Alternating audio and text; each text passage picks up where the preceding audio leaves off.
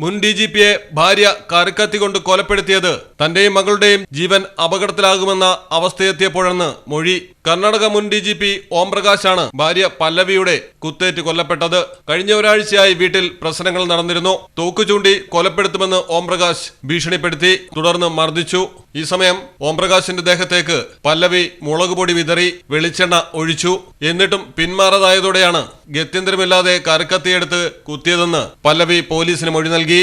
ഓംപ്രകാശിനെ വീടിനുള്ളിൽ മരിച്ച നിലയിൽ കണ്ടെത്തിയ സംഭവത്തിൽ ഭാര്യയെയും മകൾ കൃതിയെയും പോലീസ് കസ്റ്റഡിയിലെടുത്ത് ചോദ്യം ചെയ്യൽ തുടരുകയാണ്.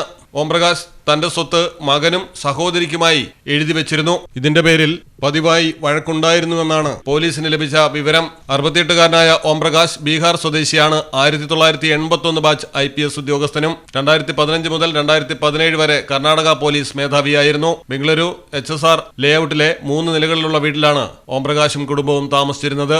News desk Malayalam television.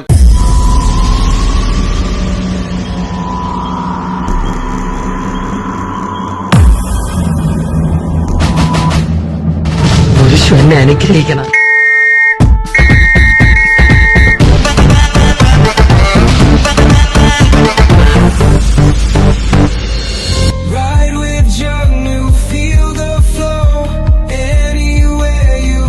കോഴിക്കോടിനെ ആരും എവിടെയും പെടില്ല. ജുഗ്നോ ഓൺലൈൻ ക്യാബ്സ് ഡൗൺലോഡ് നൗ.